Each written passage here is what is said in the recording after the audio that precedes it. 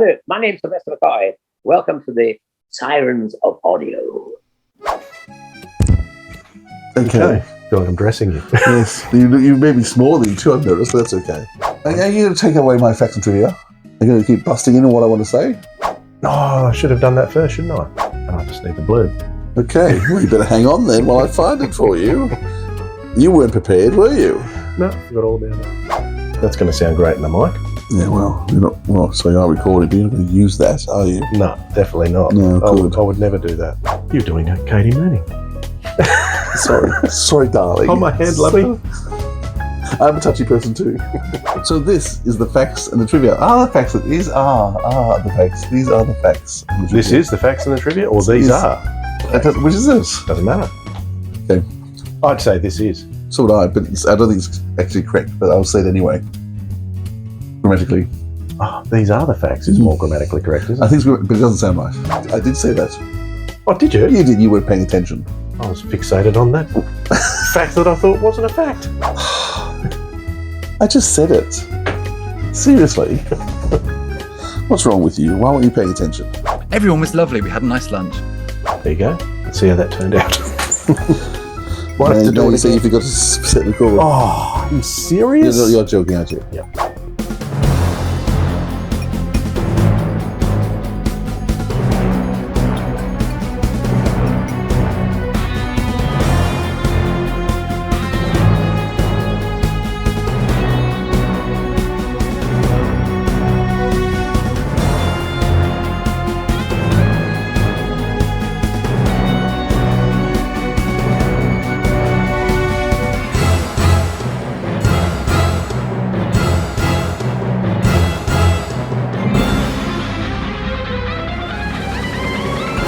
G'day audiophiles, this is the Sirens of Audio, the show that explores the universe of Doctor Who in the audio medium. That's Philip. And that's Dwayne. And we are in the same room. Has this ever happened before for a recording? We have, with Rove. Oh, we did. In Tasmania. Of course, yes. Last time we were together. It was. But I'm actually in the room with all the figures. I can attest to the fact that it's not green screen. They are real. They are real figures. They're mine. Very good. So today is another one of our 60th anniversary series. We are looking back at Zagreus, and we're going to look in depth at that. But not only that, we have the man behind Zagreus, Gary Russell, to talk to about that. All the details. It's going to be great. Yeah, all the stuff that's maybe some new stuff that you haven't heard before. You never know what you may hear on the Sirens of Audio. But Philip, there's a couple of things I want to do first. The first thing I'd like to do is, the reason we are together at the moment is because we've just had Katy Manning in Sydney this weekend. We have. And you do have Katy Manning when you have Katy Manning. Wasn't she incredible? She was amazing, and she was hilarious, and she was crazy and bonkers, but so entertaining, and everybody just loved her. She was so entertaining and just blew everyone away. Yeah, so by the time this comes out, she will have already appeared in Melbourne, and you will be probably recovering. Exhausted, totally. So yeah, well, I'm looking forward to hearing back from that. But I'm just worried. I'm worried about losing her in Melbourne and looking after her, because don't do that. Some of the stories she had to tell about things that she's done since she's been in Sydney, it is terrifying. And I'm taking her to Melbourne. Oh no. Oh, she's got some good stories to tell. Very good stories to tell. But that's been good. The other thing I would like to do is jump down the rabbit hole. But you know what? What, Dwayne? We've already done it. We have. Because we recorded the rabbit hole live at Katy Manning's event yesterday. And we will insert that there now. And I don't think I need to do the rabbit hole thing because I did it there, didn't I? You did. Just go to there. All right, let's do it. All right, so let's go down the rabbit hole. Oh no.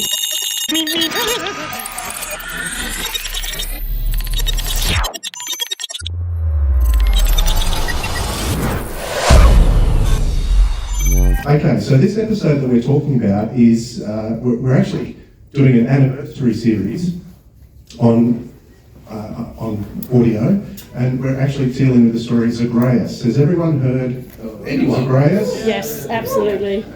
Okay, does everyone love it as much as I do? Yeah, I love it. I gave it a 10. Dwayne. I give it 11. Who can't stand it? Who hasn't listened? It divides. So who hasn't listened Who first? hasn't listened to it? That's okay. So Have you not heard it? No. Oh, you must. I have a pristine copy sitting there, the anniversary version, you know, So never opened. 20 years ago. Yeah. Let's just look about now, for goodness sake. There's going to be some spoilers here. I hope we can cope with that. But I mean, it does divide fans into either love it or hate it. There's no middle ground. So we always love to see how. Isn't that all anniversary stories? Isn't all Doctor Who shows at all? So if you haven't purchased Zagreus and have a pristine copy sitting on your shelf like Dallas, unlistened to, you can actually jump on Spotify and listen to it for free if you wish. So there's no excuse really. But what's great, what I love about Zagreus is its experimental nature. It's got 4 doctors in it, kind of. Yeah. And it's a very experimental style story. So my question to you, Philip, since we're down the rabbit hole, and to the And I'm audience, probably just going to hand it over straight away. I would like to know what makes the perfect multi-doctor story. Doctors. It's interesting. Isn't it interesting in terms of what has happened over the years in terms of Doctor stories? 3 Doctors, of course, was the first one I ever saw on repeat constantly. For those of us who are old enough to remember the ABC show Doctor Who every night as we're backwards over and over again. And that's how I fell in love with Patrick Troughton, and he became my favourite Doctor because of 3 Doctors. I remember sitting and reading the 5 Doctors book because it came out before the show at a Doctor Who event at Sydney Uni, where I managed to purchase it because the club's been providing merchandise perfectly for years and years.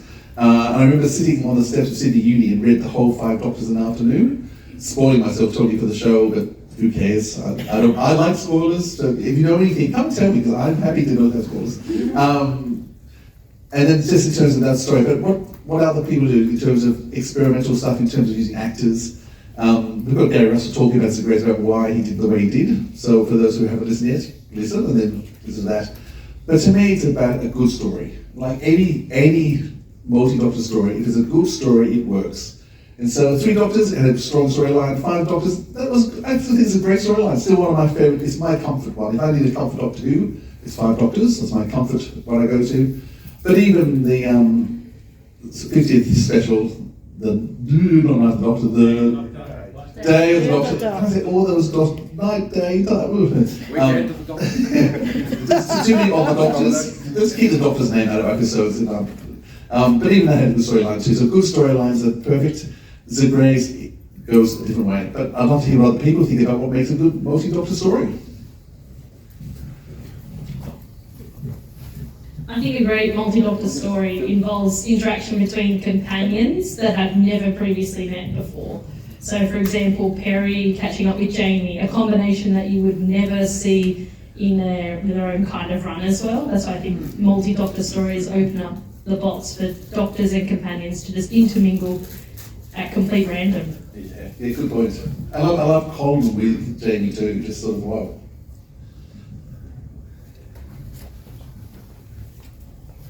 You need a story first, and then you add the Doctors.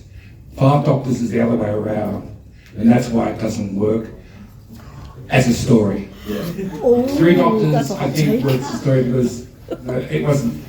It's something else. It's the anniversary sort of thing, and it was done that way. Other ones have worked the same. I think Zagreus, from what you're saying, is similar. The story is at first, then. So you've got to be careful of pumping too many Doctors in. Any drama, too many characters, you just get lost. So 5 Doctors, again, have troubles with too many Doctors. And I don't think anyone wanting 11 Doctors or 13 Doctors or whatever, you're going to have to work out a way of having them in for, Lincoln, not, and which they didn't, others, those days. But the biggest problem about that, of course, is the actors want to be in it all the time. And you've got to stop and say, well, can I afford to have 12 people that are all wanting the same amount of time on the screen? No, you can't. Very interesting what you say about the actors wanting to be in it, because Gary Russell speaks about that in relation to Zagreus. So, I want to ask some opinions about Zagreus too in a moment, but we've got a comment here. Yeah, I think what worked for the three Doctors was, as you mentioned, you only end with the three, and you don't have too many playing off with each other. And 2.5, really. yeah, it would have been half, it wasn't. Two to come out. But I like the Doctors playing off each other.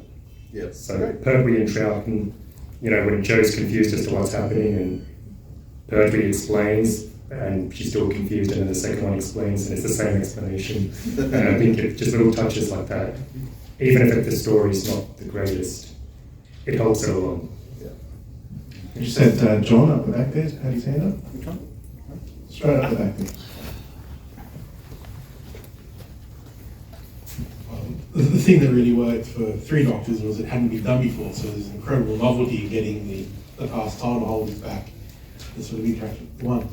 But just on Zagreus and too many people and what have you, it always sort of bugged me that I loved Nick Courtney, but it bugged me they used him in the role they did because I cannot hear his voice as anything other than the Brigadier. And so it always threw me whenever I listened to that. Well, I wonder how you went with I Know What Isn't then. Playing the Cheshire Cat. Oh. Too. We've got another one up there.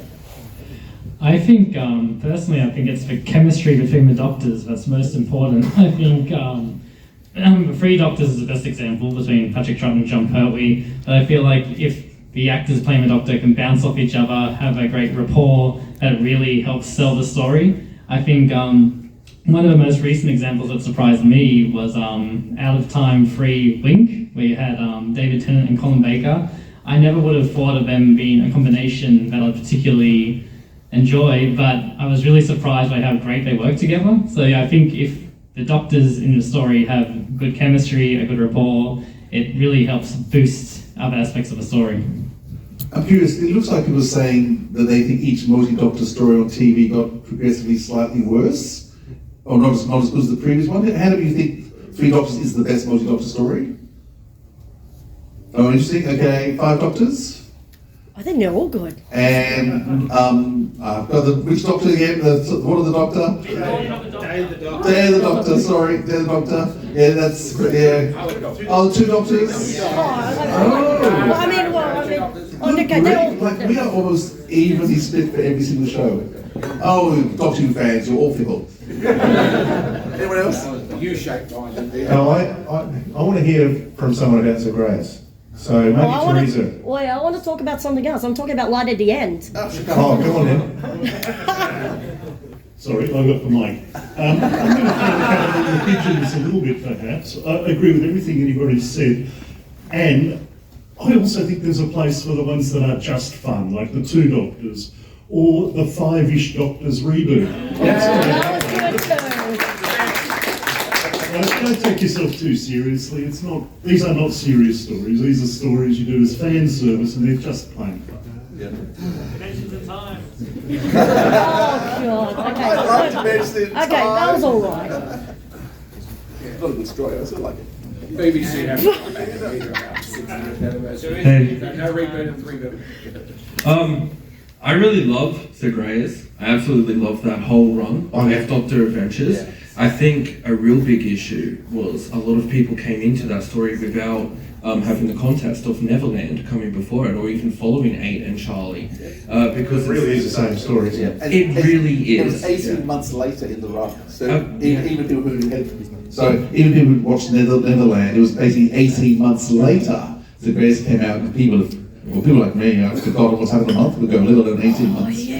It's absolutely. Grace does have to have the beauty of having that 8-minute previously on at the beginning, like Big Finish rarely does. But go on, sorry. Yeah, it's absolutely relentless. You really have to sort of know your stuff. I came into it, I was quite young, and I was obsessed with Paul McGann, and but I really loved it. I really loved hearing these actors play different sorts of roles. I haven't listened to it in a while, but I think, is it right that Nicholas Courtney's kind of like the TARDIS? Evil.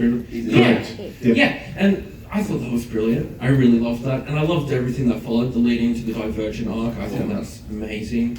It doesn't really feel like there's stories like that much anymore, like Zagreus or Follow. And Zagreus also has the best Rassilon in the history of Doctor Who, in my opinion. Tom Warrington. Yeah, Oh, yes. yeah. Only a couple of nods. I think more people should listen to it. Teresa, please. Can I talk about Light at the End, please? I do agree with what everyone says about companions interacting with each other in multi-Doctor Who stories and the Doctors.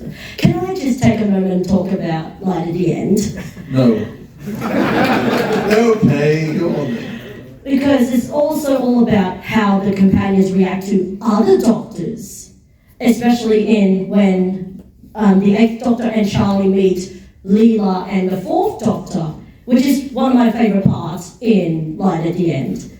And when the 6th Doctor and Perry meet 7th Doctor and Ace, which is another highlight for me for Light at the End. Oh, and also about Zagreus. I love Zagreus. I think it's so unique and experimental that I like how all these different actors and actresses who play companions play different roles. And can I just say my favourite part is when Sarah Sutton is, is this a spoiler? Sorry, Dallas. No, you know what? Scratch that. No, I'll just, spoiler? No, Dallas? Go, keep going. We'll hit it later. Sarah Sutton plays a character named Dr. Foster, and she is exposed as being a Cuban spy, which is a big, plot twist for me. I was like, whoa. And another thing, Nicola Bryant plays 2 characters. She was with 2 doctors. Correct, and she plays... That's right. Thank you for reminding me, Dwayne and Philip, about Bonnie Langford and Nicola Bryant. I just love Zagreus all around. 10 out of 10 for me. If you include Neverland and Zagreus together, there's about 6 hours. I did listen to Neverland before Zagreus, I'm luckily. squeezing every minute out of that CD space. I know. That was the first 8th Doctor audio story I listened to, Neverland. I was like, I'm craving some 8th Doctor. What should I listen to? Oh, there's something called Neverland. Nice light one to start with. So I was like, that's right. Because the reason I picked Neverland, because I'm a big fan of Romana too. That's why I listened to it. That's excellent. So just to wrap up in terms of my final thing I want to say, so we've run out of time, so sorry. Just in terms of wrap up, one of the things that's interesting is in terms of those who write those stories, the things they've got to think about. Because just mentioning, Tom Baker working with Paul McGann, that was done because they weren't sure how Tom would get on with Peter, Colin, or Sylvester. And so they deliberately paired those people together because we don't think these ones will fight. I mean, not that I think Tom would have done, but they were worried. And it's Tom never has any opinions. Never has any opinions. And John and Patrick had some issues with the 3 Doctors because they both have very different acting styles. And so for the 5 Doctors, we'll just keep them apart to the final scene. And so choices get made. And I love the behind-the-scenes multi-Doctors. How do you deal with strong personalities who've been the Doctor, and you don't make them, you still let them feel honourable, worthy, because we all have our favourite Doctors, and so these are the Big Finish does, and actually Gary talks about in the Zagreus interview with him, in terms of, how do you deal with 4 strong personalities? And then also, why was John Pertwee used, and not others? So you can listen to the podcast for that answer. So we're going to crawl up out of the rabbit hole and talk a bit about Zagreus, and before we bring Gary Russell on. So thanks to everyone in the live audience. Give yourselves a round of applause.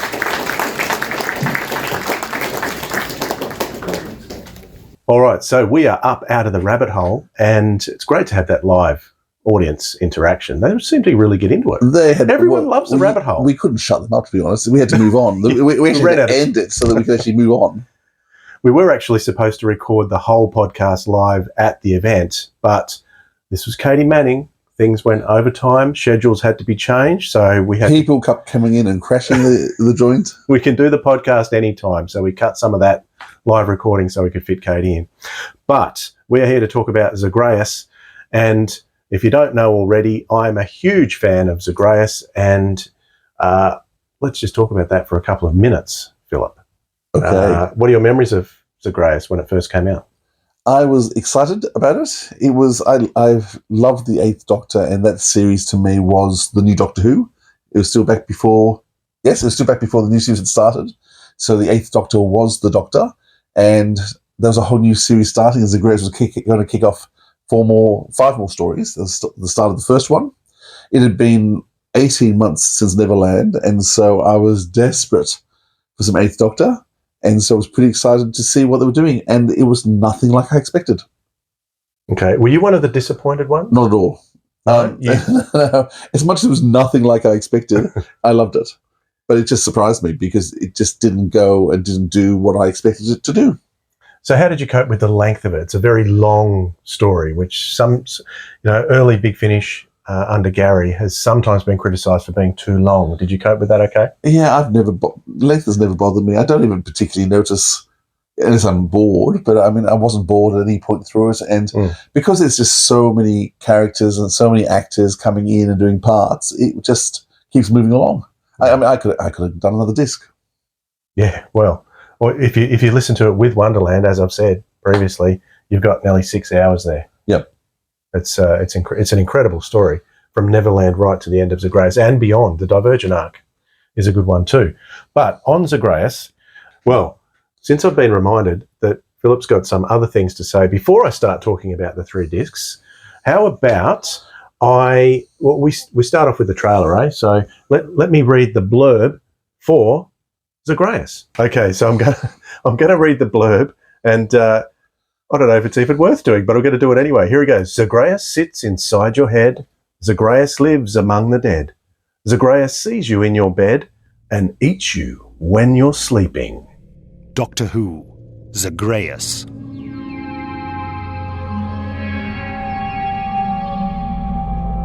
He set then his course to a scar on the face of creation, where the stars lived and died in the churn of one night, and decay was the only true constant.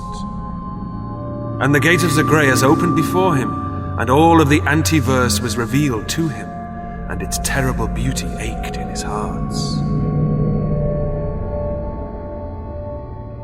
These are the facts and the trivia. Zagreus by Gary Russell and Alan Barnes. Directed by Gary Russell, produced by Gary Russell and Jason Hay-Guillory.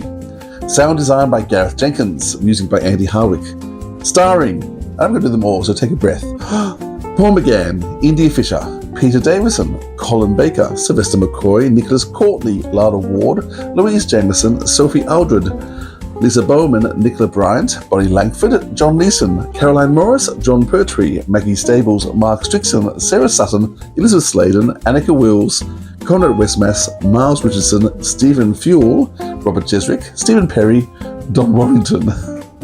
This is number 50 in the monthly adventures, recorded on the 15th, 22nd, 26th and 28th of August, and the 2nd and the 5th of September, that's 6 days, in 2003 at the Moat Studios. Released November 2003 for the 40th anniversary of Doctor Who. As per the previous 3 releases, Omega, Davros and the Master, the title is just a single name of the villain, Zagreus. This was the first time Louise Jameson would work for Big Finish. She's now gone on to perform, write or direct almost 200 other productions. Leela, Romana and K9 worked so well together that a new series called Gallifrey was commissioned to star them. The final words of Romana, "This could be the start of a beautiful friendship," were the final lines from the classic film Casablanca, starring Humphrey Bogart. Although John Levine had previously reprised K9 and recorded for Big Finish and Sharda, this is the first story to be released. Conrad Westmass had already become the Doctor's companion, the 8th Doctor, and recorded the stories for that new season. But this was recorded after that series had been recorded. He also had the privilege of playing many of the parts for actors who were away on the recording days.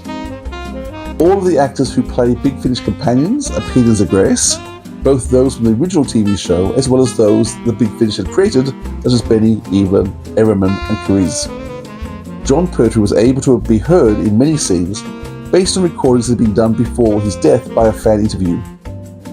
This was the first 3-disc set released by Big Finish, and each CD had its own title: Wonderland, following on from the previous 8th Doctor release Neverland, Heartland, and Wasteland. Zagreus was the ancient Greek god of the underworld, the son of Hades. The headmistress, played by Elizabeth Sladen, Miss Lime, is named after Miss Lemon, who is one of Gary Russell's favourite characters from the Poirot series. And that's the facts of the trivia. Thank you very much. That was fascinating to watch you go through that. Thank you. That was awesome. Okay, so Zagreus is divvied up into 3 discs, as you said. The first one being Wonderland. And they're all quite unique, all of these 3 discs, because we've got the story focusing on the 8th Doctor, Charlie, who's now infected with the Zagreus anti-time. And we've got the TARDIS appearing in the guise of Nick Courtney.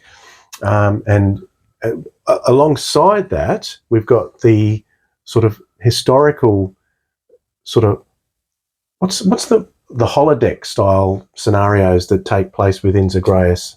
I think it's one of the criticisms it gets too, because it's just it's just all set on the TARDIS. It's a holodeck kind of thing. But I think it's a little bit more than that, and I enjoy that anyway. I think it's a good idea. I do like it when Gallifrey opens up, which is unusual because I don't like Gallifrey stories that much. But I love the series Gallifrey. Ignore that. But on TV, I don't like the Gallifrey stories that much. But I do think when we actually, in Disc 3, go to Gallifrey, then there's Disc 2, I think it's Disc 3, and the Gallifrey story opens up, I think it does broaden open the story more. So I think that is a good thing that we get when we get to there. Yeah. So I think for me, I don't know if it's the weakest story, but the most uninteresting part of the plot, which I find all interesting, but the one which excites me the least is the bit on the first disc with the 5th Doctor and their characters on Earth, which is interesting in itself, but, What's interesting, in the past I would have said that was the one that least interested me. I enjoyed it a lot more this time. Did you? And really enjoyed what Sarah Sutton was doing. So she was great. She really captured me in her role, and then what was happening around her. I was quite captivated by that. And it was actually the Disneyland stuff that was actually I found least enjoyable this time. Right. And then in the past, that has been my most enjoyed section. So listening this time, a lot of my other views had changed. And maybe it'll change again next time I listen. But I think because each of those 3 scenes are so different, they're going to appeal different times. Yeah. So when we get to Disc 2, we sort of calm down on the 8th Doctor Charlie story. They're still there, but we're dealing mainly with the 6th Doctor characters. Well, no, not the 6th Doctor characters. It's Colin Baker and his team of companions taking on different roles. And this is my favourite part of the story. You like the vampires? Colin Baker is just sensational as that vampire.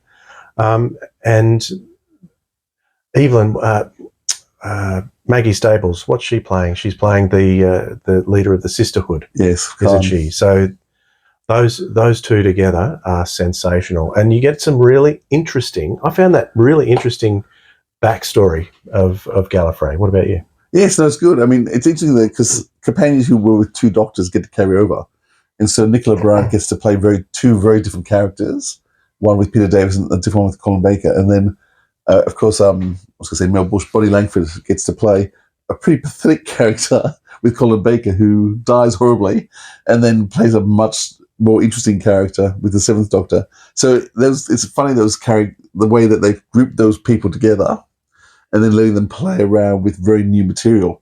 Because, each story is not them playing the Doctor. They're playing totally different characters, nothing like themselves at all, really. Yeah. Though Colin Baker does have moments that are very similar to the 6th Doctor, played up for laughs. So, they're very clever and very different tonally. Yeah. For me, that's the one that's most enjoyable to listen to. I can just listen to that over and over again. And when Robert Jezik comes in and plays that Recorder 7 and goes into the whole history of Rassilon and how Rassilon is, changing the genetic code of the universe because he wants, everyone to be like Gallifreyans, I think that's a fascinating piece of history, which I think should be canon. I'm sure it is. Big Finish is canon. Don't care what people say. I mean, it's interesting the things that come up that the latest series, and once again, I'm sure, Stephen Moffat probably didn't ever listen to this, but the whole Doctor's Wife has, come from, it's first played here with Nicholas Courtney as the TARDIS. Yeah. And so you actually get a lot of later themes that the show goes back to. So Big Finish is often doing things before other people have thought of it. Absolutely. So Disc 3, actually, no, I haven't finished with Disc 2 yet because we've got all the, is it the Walt Disney type stuff? Yeah. With Sylvester McCoy at the end of time, creating this funfair on a on the ruins of Gallifrey, apparently. Apparently. It is. So that's an interesting story. Don't tell me to reel the details of the story back to you, because this is a story I love going back to because there's so much in it. I always pick it up again fresh, as if it's the first time, some of it. So that's good. But I love the cliffhanger on this disc, because on this disc we have the cliffhanger of the Death Zone horn. Yeah. That's fantastic. And I remember hearing that for the first time, and I was really, really excited about that. So, disc 3, now I can talk about that. This was a very important disc for a couple of reasons. It starts off the Divergent Universe arc right at the very end, and then we have Don Warrington coming in as Rassilon, but we have the most important pairing, probably, in this story, which would be Romana and Leela. Yeah, and they're so good together. Yep.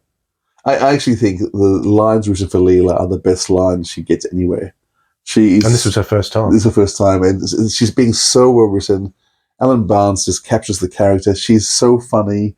The mistakes she makes understanding certain words, and you can really see that they just bounce off each other so well. You can see Gallifrey has to work after those two, and John Leeson plays a good part too in terms of making that pairing work. They're wonderful together. Yeah.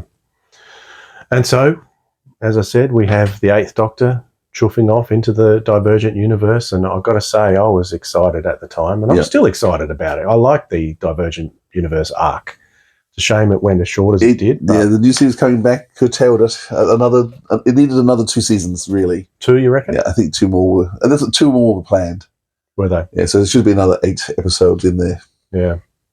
But yeah, I love it. Love it. Good. Love it. It was a great anniversary special and a great way of doing a multi-Doctor story in a different way. Absolutely. All right, on that note, shall we cross over to our chat with Gary Russell? Sounds like a great idea. Let's go. So at what point did you start to make plans for the 40th anniversary story? And how did you know it was going to be number 50? I made sure it was. It's quite simple. I'm in charge of planning things. So you work backwards. You go, oh, number 50 is going to come out around that time. So let's make sure it because that sort of screwed up the Wormery, which was originally meant to come out beforehand. And I said, no, if that comes out, that puts Zagreus number 51. So the Wormery has to go back and become number 51. And I think it was we cheated a little bit, because I think Wormery and Zagreus actually came out at roughly the same time. I think they both came out in the November. It was almost like Zagreus was squeezed into the schedule to make it number 50, but we sort of had 2 at roughly the same time. Yes, I always remember the Wormy felt like it was an add-on with the Zagreus. I feel so sorry for it, because it got lost, because they came out at the same time. Everyone was like, hey, it's a big 40th anniversary story. Yeah. Oh, look, there's another one's coming out as well. And the Wormery kind of got lost, but it had to, because yeah, I think originally the Wormery was probably number 46 or something like that, and it would have just shunted everything on. So the Wormery got put back further and further, and it was like, yeah, make it number 51, which doesn't seem very fair to poor old Wormery. Luckily, Wormery is a good enough story to stand on its own 2 feet, with the passage of time, so that's all right. But at the time, it got slightly lost. Zagreus, so yeah, I've been thinking about Zagreus for donkey's years. I mean, Zagreus, I knew we were going to do something. Once I knew Big Finish was going to be around for the 40th, then obviously we had to do something. So your problem is, for me, other producers will tell you differently, and that's fine. But in my head, the 3 Doctors did it brilliantly. The 5 Doctors did it all right. Signs of Time, we kind of shot our bolt with doing a 3 Doctor story with our Doctors. And we did it very well. So by the time we came to Zagreus, I thought, other than adding Paul to the mix, what can we do that's new and exciting with a multi-Doctor story? I'm not a big fan of multi-Doctor stories. I think they have to be really quite exceptional. And the moment, something world-shaking has to bring Doctors together across time. Nowadays, multi-Doctor stories happen every 30 seconds. So that's gone out the window. But back in 2003, it was an event to have a multi-Doctor story. So I sat down and thought, well, what's the best way to do this for Big Finish on audio? And I thought, we need to look at it very much from the point of view of what would Big Finish do. I assumed that BBC Books would probably do a big Doctor Who multi-Doctor novel. I didn't know that they weren't going to, but I assumed they were. So I thought we need to do something that I think celebrates the actors and the fact we've got all these people and they've come to do Big Finish and they're still involved in Doctor Who after all these years. Let's make a story about the actors and give them all something exciting to do, rather than trying to cram 4 or 5 doctors and 850 companions. I looked at something like the 5 Doctors and thought, you know, you look at Jamie and Zoe and Captain Yates and Liz Shaw and think how utterly shortchanged those actors were, that they came in and did 3 lines and that was meant to be a woo celebration of what was going on. I just thought it was, to my mind, that's what we'd have ended up doing with Zagreus. We'd have said to all our actors, come in and do 2 lines and go, oh, Doctor, it's the 40th anniversary, or blah, blah, blah. And I just thought, no, that's dull. It's just dull. It's been done before.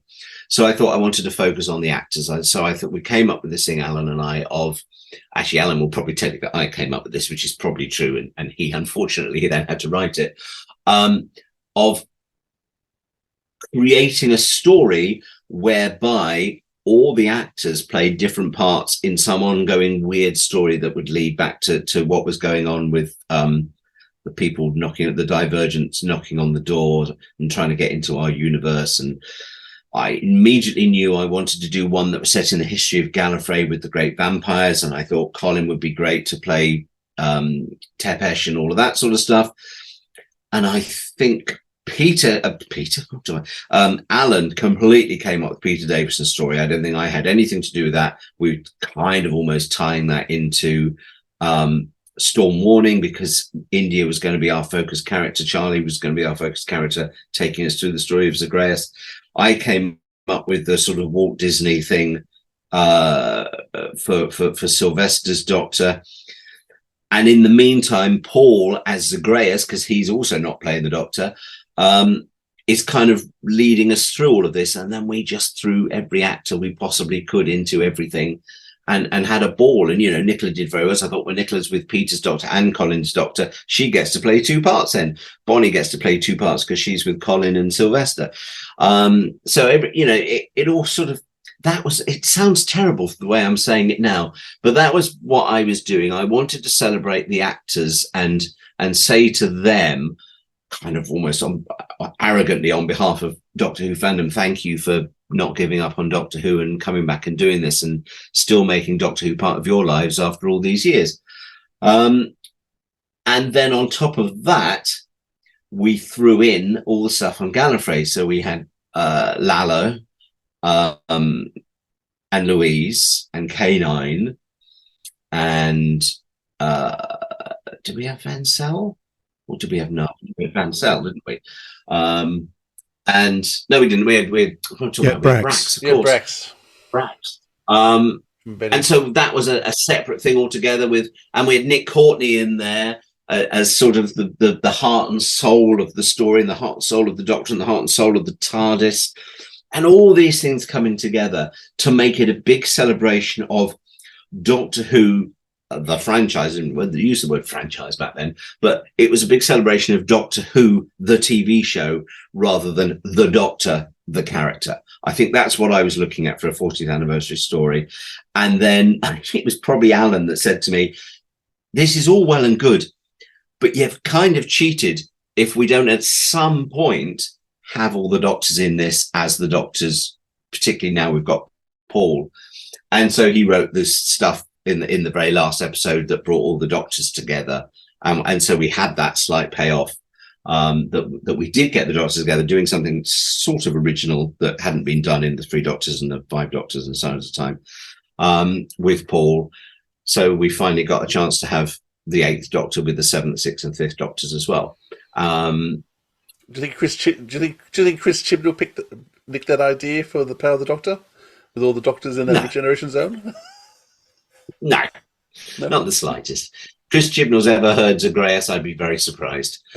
And and they also, we'd had access to this stuff with Pertwee's Doctor from the Devious production, which I'm very glad we put in there, but at the same time, it didn't work as well as it should because the sound quality really wasn't what I'd hoped it was going to be. And I remember Davey Darlington having kittens as he was trying to make that work and improve the sound. And we actually used stuff of Pertwee that wasn't from the actual making of the Devious fan film, but was actually Pertwee talking to the director and talking to the cast in the green room, because it sounded a lot more like the Doctor did, and could be quite grumpy at times as well. So we got a bit of Pertwee in there as well, because it was always my biggest disappointment with Big Finish was that Pertwee died the year before we got the license, because if he hadn't, we'd be still doing Third Doctor stories now. If there's one person I knew would have come to do Big Finish without a hesitation, it would have been Pertwee. So I wanted him in there because he's my Doctor. So we did that, but we didn't do too much of it. So yeah, it's a celebration of Doctor Who, the program, not the Doctor, the character. And for better or worse, that's what we went with. Can I just say, in relation to the sound quality, for me personally, when I first started listening to Big Finish, it was all on sound systems. It was in the car. But more recently, I've listened to much, much more on headphones. And the headphones experience is much, much better for particularly that. And I noticed that more than anything else was the Pertwee stuff in Zagreus. I could actually hear it. Whereas if I was listening to a stereo with all that ambient noise going on in the background, it was a lot harder to pick up. So it works better with headphones, that stuff.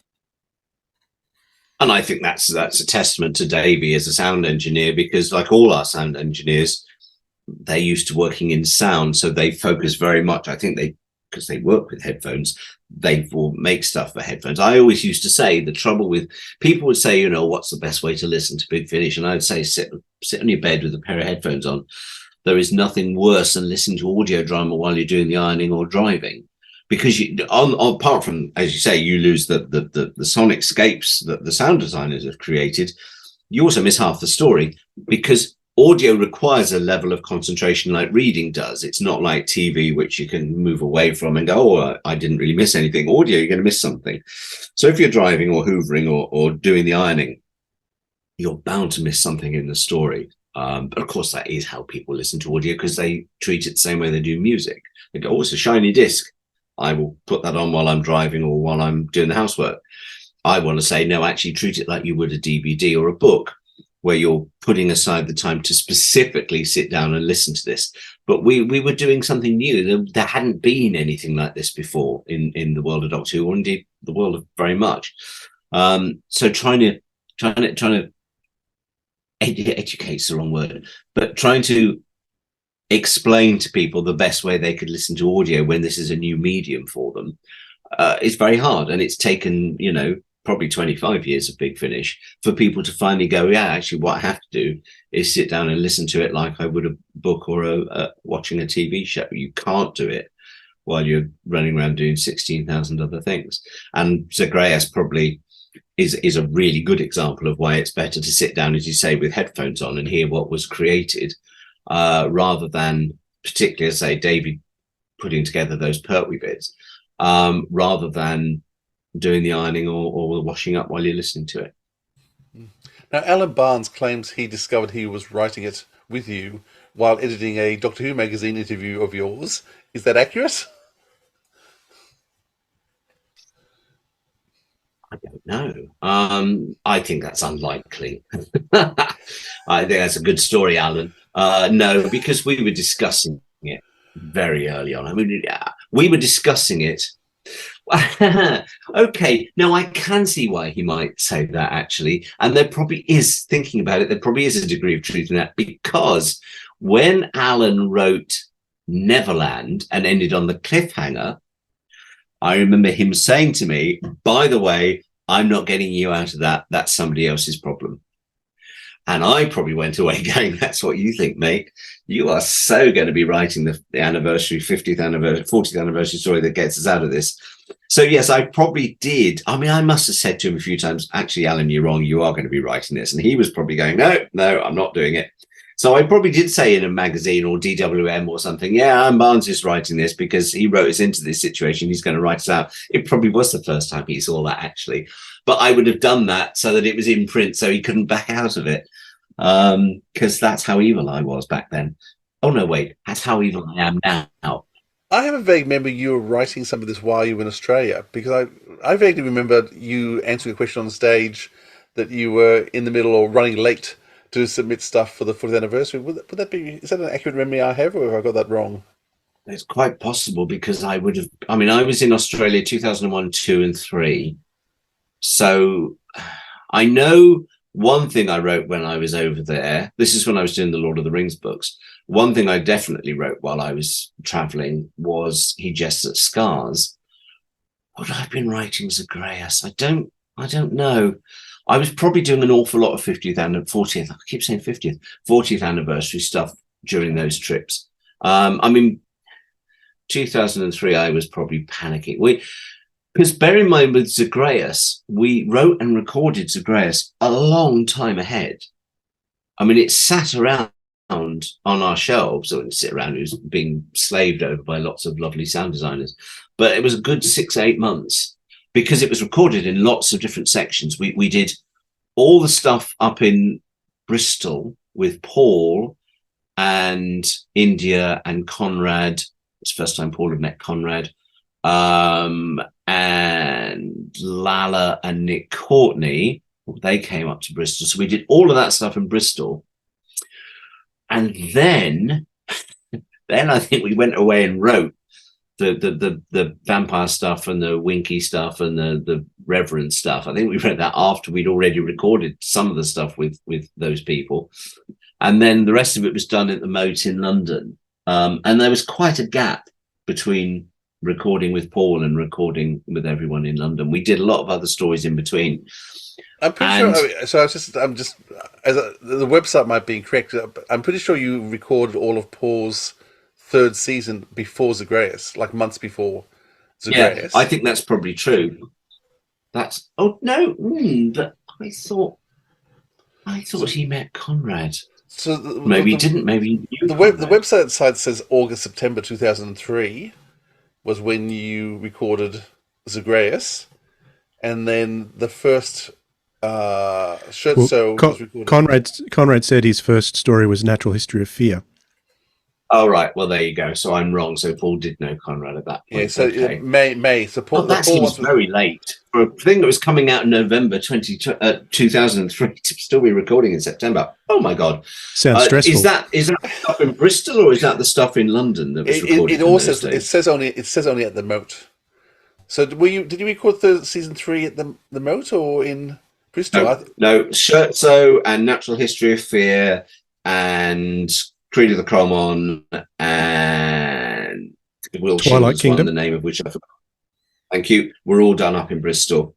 The last thing we did in Bristol was the last. Okay. That was when Paul said, I want to come to London. The website, yes. Grace was done after we'd done that season. Yes, that's absolutely right. But I think the website may be missing because we had 6 days in London. I think, or 5. No, I think we had 6 days in London at the Moat to do Zagreus, and Jason was having kittens because it was such a big production. I think we put the budget of 2 entire productions into one. That's probably why Master ended up only having a small cast because I spent all the money on Zagreus. What we had done in the summer, we had done all the stuff up in Bristol with Paul because it was all about Paul's availability, and so we certainly hadn't written the rest of the script.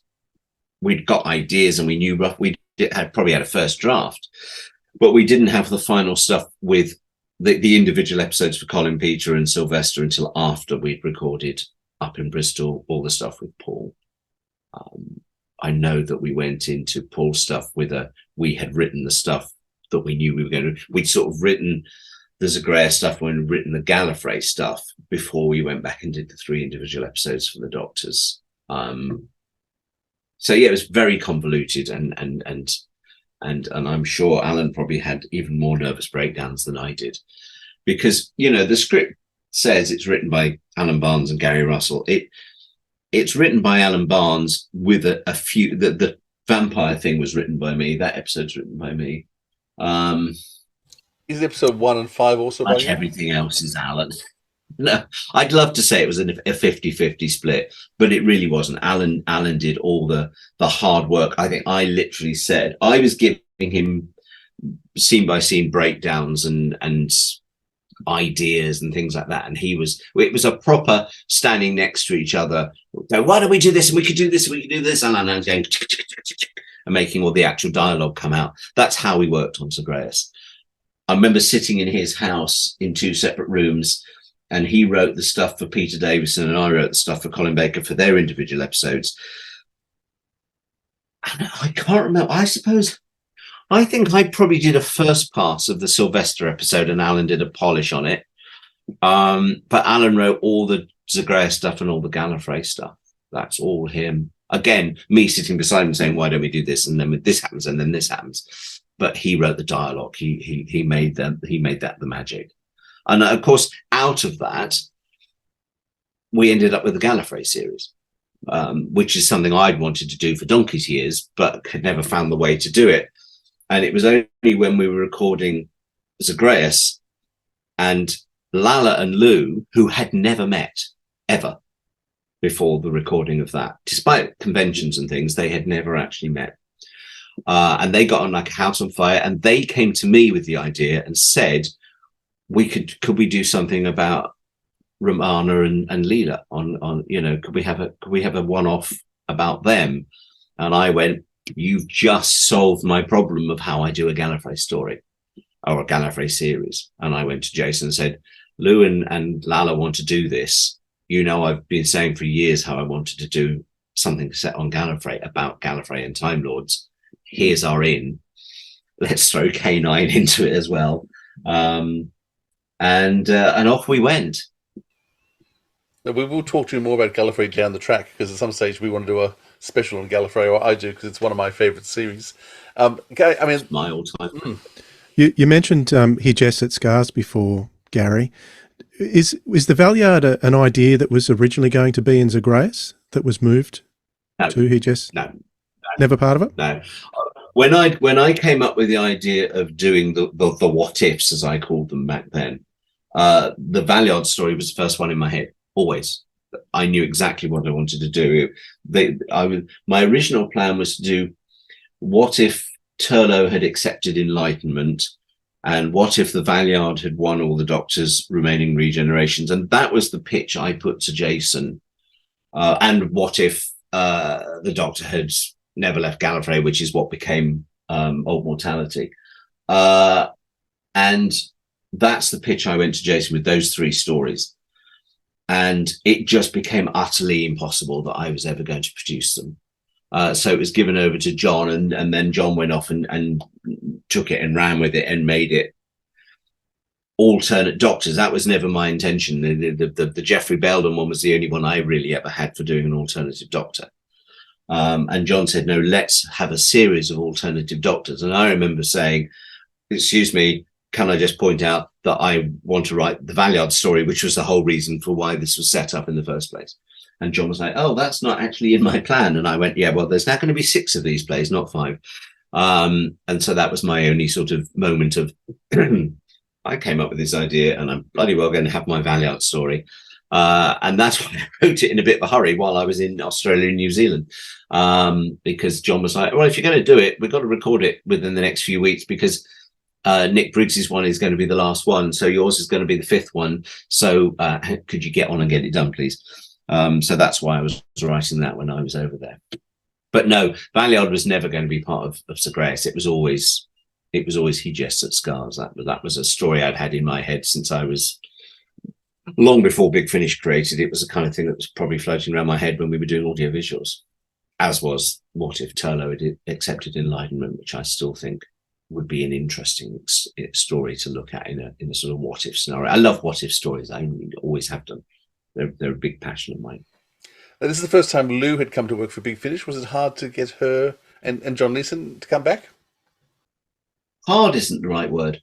Lala knew who we were. John was always up for anything.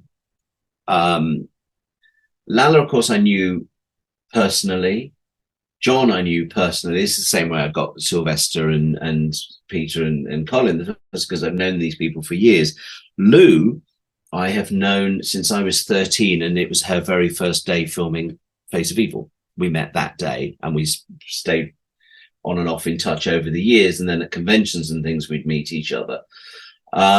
So getting in touch with her and saying we're doing this wasn't difficult. She was dubious again about coming back and playing playing Leela, in the same way that all these people always do say, oh, I'm not sure I want to come back and play that part again. I'd like to play something else. But I explained what the story was and everything like that. And I think she's possibly the only person at that stage that I'd ever been asked to send a script to so that she could make a decision as to whether or not she wanted to do it. Everyone else kind of took it very much at face value. And I think Lou was being very, very protective of Leela. I suppose in the same way, I say that no one had ever actually asked for script approval. It wasn't really approval. She just wanted to see the script. But of course, I'd just done that series, the first series with Liz for Sarah Jane. And that had been very much along those lines, as Liz wanted a lot of involvement in the script to make sure that Sarah Jane was being treated properly and with respect. And so I think that was Lou's thing, was she didn't want to have Leela come back and be out of character and stupid and you know, wearing a red Indian costume and running around Greenwich Park. So she wanted to avoid that sort of humiliation. And then I sent, I don't think it was even the final version by any means, but I sent what Alan and I were working on at the time to her. And instantly she said yes. And she was excited that it was a chance to work with Lala as well. So that was good. And she knew John Leeson was going to be there, and she knew Nick Courtney was going to be there. And she arrived at the Moat and realized it was just like going to a convention green room, because it was full of actors that she knew. And boom, she was absolutely on board with us forever after that. I mean, re-listening to Zagreus this week, the lines that Leela has are probably some of the best lines she ever gets, because they're just spot on. There's so much humor in there, but there's also, yeah, I think the character's just perfect. And I thought, yeah, that's all Alan. Alan deserves all the credit for that. That is 100% him. And you can certainly see why you'd want to make a series out of, yeah, Leela, Romana, and K9, because everything was set up so beautifully. And just the last line from Casablanca, you know, beginning of a great friendship. I sort of think, oh, it's so set up so perfectly. Yeah. Alan's good like that. Like at the end of season 3 of Gallifrey, where he takes the line from The Italian Job. We end season 3 on exactly the same line as The Italian Job. Alan likes doing things like that. I thoroughly approve. Can we talk about Don Warrington as Rassilon? You can. So Rassilon was a big casting decision. My God, I've just realized how far my planning for Zagreus goes, because we were doing, it would have been Spectre of Lanyon Moore. Trying to think, Nick Courtney and using Crosstown Studios, it was Spectre of Lanyon Moore. So I must have had, even in that very early days of Big Finish, the idea at some point of wanting Rassilon to turn up, not in Zagreus, but having Rassilon turn up at some point, and talking to Nick Courtney about it, and him suggesting his friend Roger Moore and saying, I could ask Roger if he'd be interested in doing that. And we kind of go, yeah, absolutely. I don't know if Nick ever did ask him, but that's how early on I was thinking of people who could play Rassilon.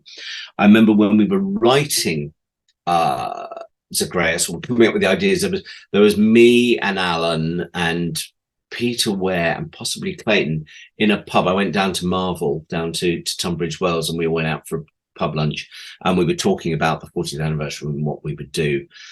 And Alan, being a Hammer buff, was talking about Christopher Lee and saying Christopher Lee would be really, really good as Rassilon. And me thinking, yeah, I don't think we're going to get Christopher Lee because I think he's kind of very busy with Lord of the Rings and everything else, and I think he'll probably cost a fortune. And I don't honestly, I can't remember whether I approached, or whether Alan might have approached him actually, because of course Alan had the Hammer contacts. I think there was a very tenuous kind of reaching out to his representatives and getting a very firm bugger off. And I kept coming back in my head to Don Warrington, who is an actor whose voice I love passionately, and an actor I admire enormously. And I just kept hearing him as Rassilon. I just kept hearing the tones of Don Warrington. And I sat in the office one day and thought, I'm going to do this. And so I got in touch with Don Warrington's agents and said, look, do you think Don Warrington would be remotely interested in playing this character who created the Time Lords? And this is the big 40th anniversary of Doctor Who. And it would only be a day in the studio, get all his stuff done in a day with no problem. And they came out to me very quickly and said, yes, he's up for this. And I was like, and to this day, I will tell you that every person I ever worked with at Big Finish, ever, Don Warrington is the only person who I was utterly starstruck with and lost for words. And he walked into the studio that first day, and I was like, I don't know what to say. Hello, Don Warrington. God, thank you for coming and doing this. I was completely starstruck with this man. And he was the loveliest person in the world, and he was great, and he was fantastic, and shocked me completely because he knew how to pronounce Rassilon and Gallifrey and every other Doctor Who thing we threw at him. And I went, oh my God, you're a Doctor Who fan. That's why you've agreed to do this, haven't you? You actually know Doctor Who. I mean, I'm not saying he was a big fan, but he knew the words. He either he'd done his research or he knew this automatically, because loads of people will come in and will go, how do you pronounce Gallifrey? Is it Gallifrey? And there are lots of other words that are said in Zagreus. In fact, I think the only word he possibly had a problem with was Zagreus, because I think a lot of the original Greek scholars would call it Zagreus. And for whatever reason, Alan had always settled on Zagreus, and that's the way it went. And Don was fantastic, and he was everything I ever wanted. And immediately I said to him, would you come back and do more of this? You know, can we use your version of Rassilon again? So my brain was going, when eventually I finished the Divergent arc, I didn't know how soon it was going to happen. But once I knew we were going to do that, I thought, well, Rassilon is obviously our way out of that. He was always intended to be the ultimate villain of the Divergent arc and working for the Divergents and everything. And he was up for coming back and doing more, which he did. And he's brilliant. He's just amazing. And I was so excited to work with Don Warrington. He really was. He did have some cameos in Seasons of Fear and Time of the Daleks, didn't he? Is that right?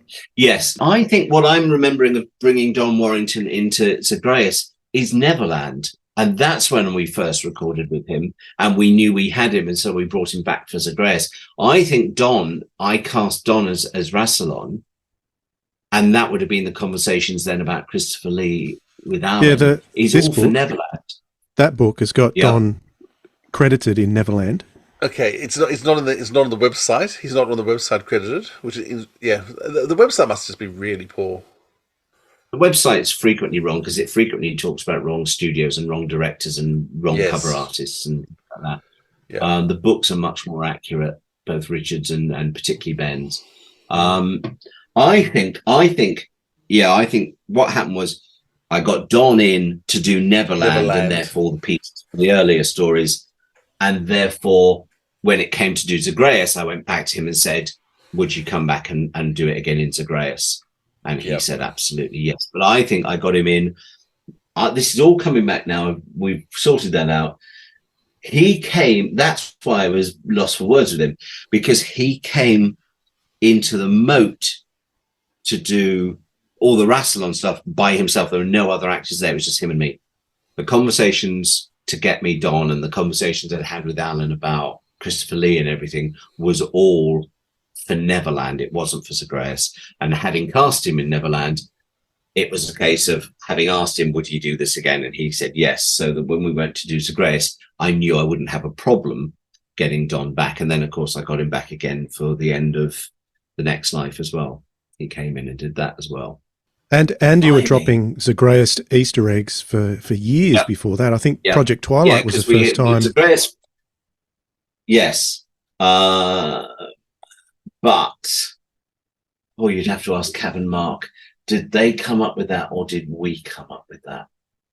I think they wrote the rhyme. Sure, they wrote the rhyme, not Alan. But maybe Alan did and we put it in. I can't remember. But yeah, so all of these discussions were going on a long time before we actually wrote the script. But the idea that we were going to do Zagreus and it was going to involve Rassilon was there, certainly in my head, I knew we were going to do something Rassilon as far back as Spectre of Lanyon Moore. So all this stuff was sitting in my head for a long time. I just don't think the final bones of the story came together until a lot later. How and where are you having all these discussions? Because you keep talking about bouncing ideas off people. Where are you doing it? How are you doing it? Are you doing it face to face? Is this before email? How are you doing it? This pubs? Always in pubs. Always in pubs. The great thing about Big Finish for me is that all these people I was employing have been mates for years. And it was a lovely opportunity to give them the chance to earn some money for being Doctor Who fans. So they were the kind of people that I hung out with in pubs. I think probably quite a lot of Zagreus a lot of Neverland and Zagreus was probably developed, and everything we thought in the Divergent arc and everything, when we all got together and we did that round table documentary about the writers of the Eighth Doctor. And I think Alan and I probably sat around in the moat for another 4 hours after everyone else had gone home, going, we could do this and we could do this and we could do this and we could do this. And that's how lots of things happened.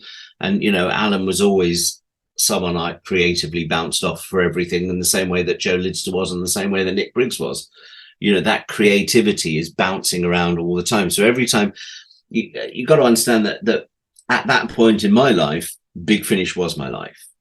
My every waking moment was about Big Finish. So every time I was in a pub or a bar or walking down the street or bumping into someone in HMV or Virgin, all we would talk about is, what's you doing with Big Finish? And if they were a writer or director or an actor, of course we'd be talking about Big Finish more than anything else. So all these ideas percolate and they bounce off and they just sit inside my head for years on end. And gradually these things start to come together. Like Zagreus sits inside your head. It's inside your head. That's probably where that came from. And I think I probably had, from a very early point with Big Finish, a sort of a 5-year plan that would take us to the 40th anniversary. As I said, we had no idea if we were going to still be there for the 40th anniversary, but those ideas, that you'd be a very stupid person to not be sitting down formulating this stuff right from the word go, the kinds of things you wanted to do, if not the exact story. And things like Rassilon and all of this would, as a sad old Doctor Who fan for whom Gallifrey is the most important thing in the world, I mean, the planet, the idea of Rassilon would have been an absolute always in my head, and also sort of trying to wash out the version of Rassilon we got in the Five Doctors, which I think is one of the few times I would ever say that J&T made a massive casting error. And I think it's interesting that in both the different versions of the special edition that have come out of the Five Doctors on DVD and now Blu-ray since, the first thing they've done is change the voice of Rassilon and made it what it is. And you kind of go, of course, why didn't he do that in 1983 instead of giving us, the Pantomime King? That to my mind, back in 1983, I remember watching it and going, Rassilon is this fantastic, historical, terrifying figure who's got a tomb and created the Dark Zone and Death Zone and everything. And then he's played by someone going, oh, oh, oh, oh, I'm a very, very silly old man. And you think you've just completely neutered Rassilon. So as a fan, at the back of my head, I was always thinking Rassilon has to be big and powerful and scary and should be someone that Time Lords honoured, but were also terrified of, in a way that sort of we kind of had in the Three Doctors with Omega, but I'd like to think that even Omega was a bit terrified of Rassilon. I think everyone from that era probably did not like Rassilon very much. I think he probably scared lots of them. So again, Don Warrington for me had that voice that you would believe that, you know, Omega and anyone else from that era would have been scared of him. What was the fan reaction to Zagreus? Do you remember what the reaction was when it came out? They hated it. Everyone hated it. I will tell you that most of the people at Big Finish hated it. I mean, Jason and Nick didn't like it either.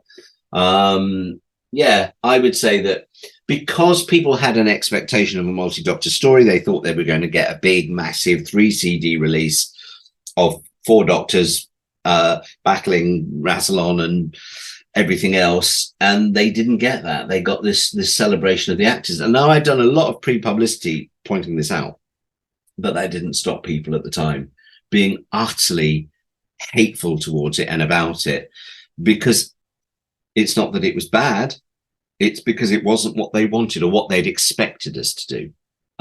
Now, here we are 25 years on, or 20 years on, I suppose it is, and people look at it and go, they see it in the context now of a Big Finish play, rather than the anticipation of this was the 40th anniversary story. Now it's just seen as a Big Finish play, and people look at it and see it in that terms and go, oh yeah, I can see what they're doing. That's actually quite fun.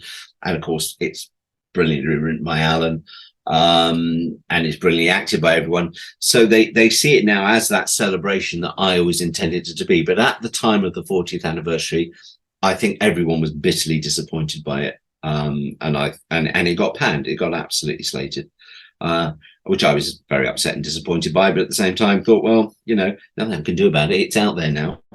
Can't go back and delete it and change it, and nor would I, because I stand by it. And I think the test of time has proven that we were right to do it the way we did it. But yes, at the time, fandom and indeed the rest of Big Finish all thought it was a bloody terrible idea. And were very sort of unsupportive of it. And there was me and Alan kind of championing it and going, this is great. And the actors, I will say, all championed it because they could see what we were doing. They liked the idea of doing all this different stuff. It gave them a chance to sort of stretch their acting muscles and do something else they hadn't done before. And you managed to get back, I think, every actor who had appeared in Big Finish as a Doctor or companion, except for, I think, Katy Manning, I think Caroline John and Wendy Padbury, though she'd been in the previous release. Aside from that, I think yes, but we hadn't used them as companions. No. We only used people that we had used as companions, as their original companions, and they hadn't done that. So that wasn't ever something we tried to do. I mean, Katy was probably at that point still flitting back and forth, because she came and did Iris the first time while she was still living in Australia.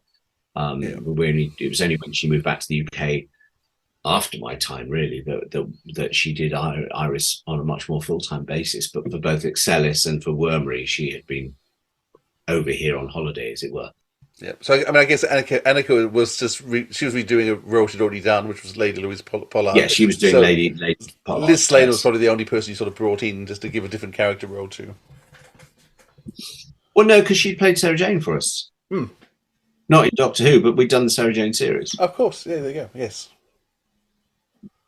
you're right. You see, plus the fact I didn't want to be the person turning around to Liz Sladen and saying, "By the way, love, we're not using you in our 40th anniversary special." She would have hung me up to dry. But no, she'd done Sarah Jane for us, so that was an obvious shoe-in. But no, I mean, Wendy hadn't played Zoe, so that wasn't bad. Plus, that I didn't have a Doctor for her to play opposite. Were you trying to get Matthew Waterhouse in for this one? I had Matthew penciled in. Now, why didn't Matt do it? I think because he hadn't done Big Finish at that point. Yeah, he probably was. He was probably in Connecticut at that point. I certainly talked to him about it. We were at Gallifrey, I think, at the convention, and we talked about it, and it just wasn't going to work. And that role became Brax. I got Matthew down to play a Time Lord that eventually became Brax. But yeah, that was where we would have put Matthew in. Because most of the Benny cast came over as well. Because as well as Brax, you also had Stephen Fuel come over as well. Stephen Leeser, yes. Yeah, it's an amazing. I can't imagine how you organise them all to get in in those 6 days, all those different people. It must have been murder. All I'll tell you is that if you ask the people who had to edit the dialogue together, they will tell you how it was the worst job in the world, because there's very few people in studio at the same time. You know, it really was. I think of the episodes with the Reverend and Tepesh and Mr. Winky, everyone was together for those pretty much. All the stuff on Gallifrey, obviously there was no Paul. So Louise and Lalla and John Leeson were together. Miles, I don't think was. I think we did the Brack stuff when we were doing a Benny. Bonnie, did Bonnie come in twice?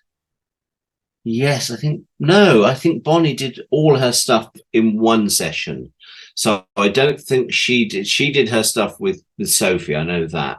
So I think Bonnie's stuff from the vampire one was done separately. I think that was on its own because she was only in for the one day. I can't remember. I mean, I might be wrong. Colin and Maggie and Nicola were together. Nicola was in twice, definitely. I think she's probably the only one that was in twice. It was a scheduling nightmare, and we tried to record as close together as we possibly could.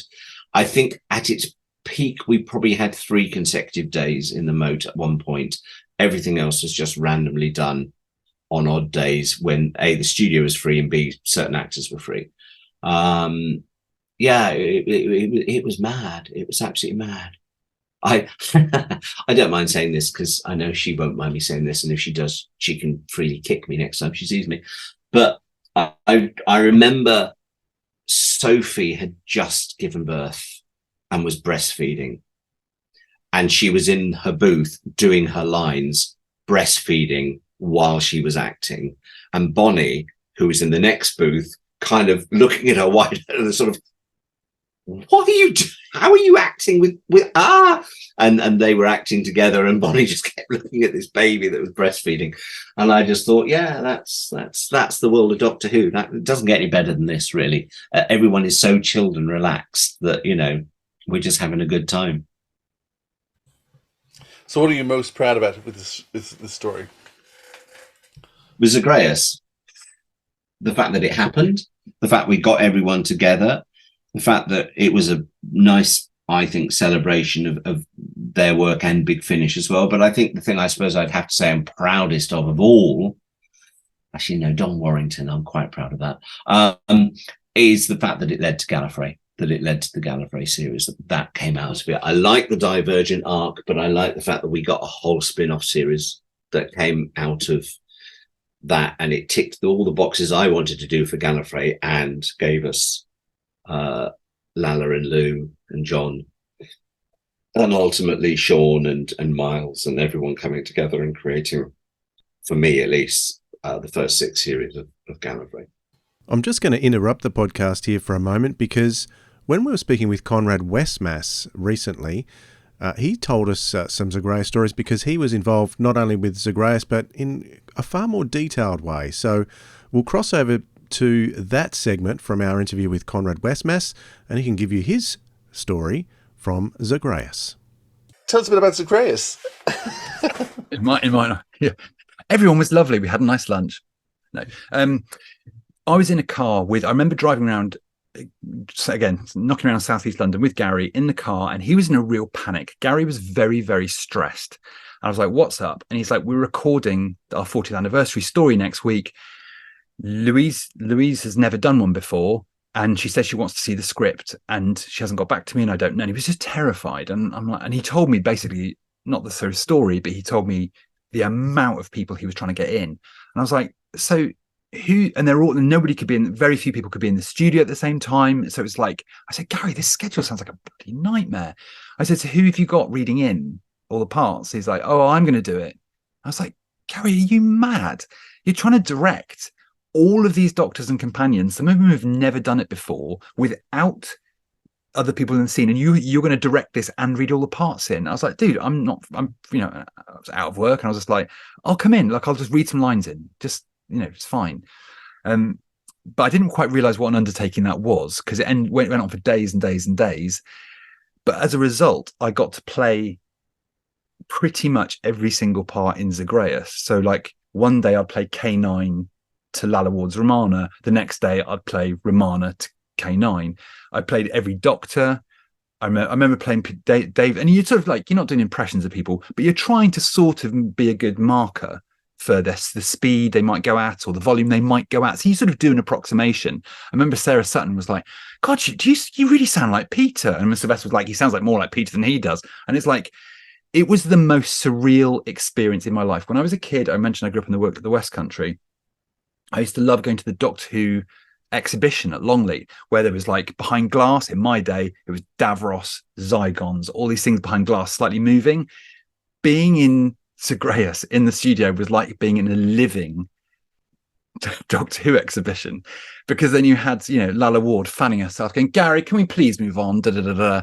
There's Bonnie doing her stuff. Sylvester's trying to take his jacket off like a lunatic. And I'm looking at this going, this is the biggest trip of my life. So somewhere out there's a version of Zagreus where I'm actually doing every line, but it was where I actually got to work with pretty much, in the classic series, I mean, it's easy to say who I haven't worked with or met, you know, and so it was brilliant. So I got a lot of experience working with a lot of people, but I got to meet pretty much everybody. And I remember there was also a band recording next door, and I remember this young woman walked through, sort of wearing a little skirt and very trendy little jacket. And I remember saying to her, "Oh, are you with the band?" And then she stepped into the light, and it was Liz Sladen, and I was like, "Oh my God, no! Of course you have a Doctor Who. Oh, you're Liz Sladen. Oh my goodness!" And it was very cool, very surreal.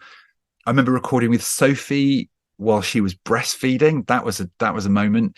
I remember she had like kids, and there were kids in the studio, and this was fascinating. And I saw Sylvester the moment there were little kids in the studio. He just leapt up and started doing things and doing his little bird noises and I was like, oh my God, you're Doctor Who. Like I could really see. You just saw all of these people in their real life and their characters, and it was amazing. So for me, it was like, I feel very fond of Zagreus because, you know, I got to work with all those people basically, and I also really like I played the Cheshire Cat, and I really enjoyed doing that. That was great. So basically, that's my Zagreus story. There I guess today you'd have lots of selfies with all those people. Did you get any record of being with them or not? No, I think there's none at all. And of course, sign the script. No, I didn't. Although when I left, we used to do these signings, these long, like 6 hours signings down in Barking at 10th Planet. But I sold a load of my script at the end of it. Partly, again, I'm an actor. I'm trying to keep food and trying to keep the lights on. But also, I just thought, you know, they're just sitting in a cupboard gathering dust. And I remember the Zagreus one. I remember giving that to a guy. So, you know, the guy bought it, and I just wrote on there his name's Rory. To Rory, look after it. You know, love, Conrad. And I said to him, I was like, good luck, have fun autographing that. And then I think last year on Twitter, I just got this DM and he said, I looked after it, and there's a copy of Zagreus, and it's signed by everybody. And that's just beautiful. All right. Always good value to have Gary Russell and his experience. His memory is amazing. And I mean, it's for 20 years ago. I mean, I think there's a few things with the dating. I'm not 100% sure who's got the dating accurate. Yeah. But regardless of that, it's a pretty stunning job he's done. Absolutely. All right. So, with all that done and dusted, shall we do some recommendations? Sounds like a good idea. Why don't you go? I can see a list over there. Hang on. You do not have a list. You liar. You big fib. Your list is back in Tassie. It's just there. And it says you have to go first. Yeah, you fib. I can see you fibbing. And obviously you haven't got a list in Tasmania either. You're always lying to me. I've just worked that out. Yes, so it's been hard to listen to stuff at the moment because I'm listening to so much being finished, and particularly the anniversary things. Whose idea was that? And we've got so much stuff coming up and more interviews to come up and so much more to listen to. But anyhow, a couple of weeks ago, we had on the program Martin Havel. Yeah. And he was talking about his new podcast for Buffy. So I've been listening to that. I think we're about 5 weeks in it at this stage. It'll be more than that by the time we listen to this. Called Bite Me. It's with Joe. I don't know what Joe's surname is. But anyhow, it's with Joe. And they, week by week, are looking at a different Buffy episode and talking about it. And just, they love the show, and it's doing it in a lighthearted way. There's some great analysis there. They're doing a bit of personal stuff for the theme of the week. Being dumped by a girlfriend. They talk about being dumped by partners. So that sort of stuff sort of happened by accident, but it's very amusing. It's a very easy listen, and I've started watching some Buffy episodes again because it's intrigued me. So I'm rewatching a bit of Buffy. I'm loving the podcast. It's worth having a listen to. Very good. What about you, Dwayne? Are you listening to anything? You're travelling so much now.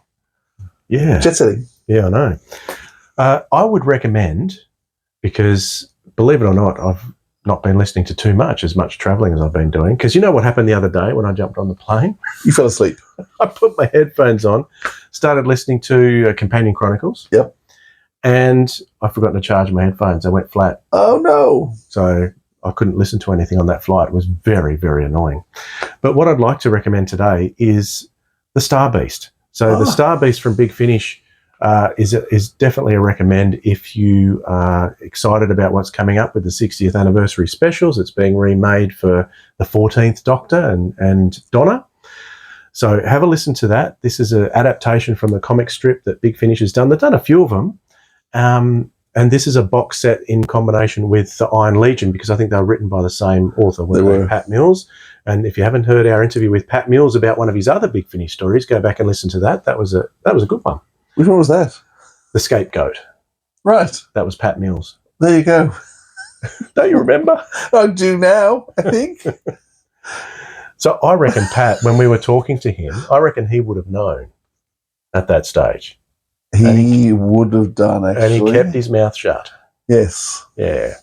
So we can attest to the fact that he was sticking to his NDA, Bad Wolf. He was sticking to it very well. Yeah. All right. So, yeah, that's my recommendation, The Star Beast. By the time this comes out, I reckon you will see it a couple of weeks after you hear me saying this. So that is the tentative dates, I reckon, because there's advertising for the audiobooks not too far down the track. Yeah.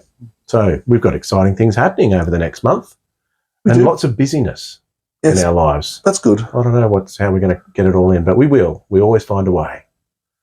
All right. Thank you very much for your hospitality and putting me up. Put a roof over my head for a couple of days. It's been a pleasure to have you too. Yeah. It's been an absolute pleasure.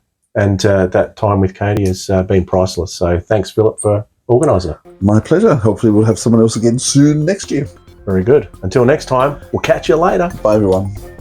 This has been the Sirens of Audio episode 176, Zagreus, the 40th anniversary Doctor Who special, with our guest Gary Russell and your hosts Philip Edney and Dwayne Bunny. Original theme music composed by Joe Kramer. More about us from sirensofaudio.com. Comment below to let us know what you thought of the episode, or you can contact us via email at sirensofaudio@gmail.com or via any one of our socials @AudioSirens. Thanks for listening, audiophiles. We'll hear you next time.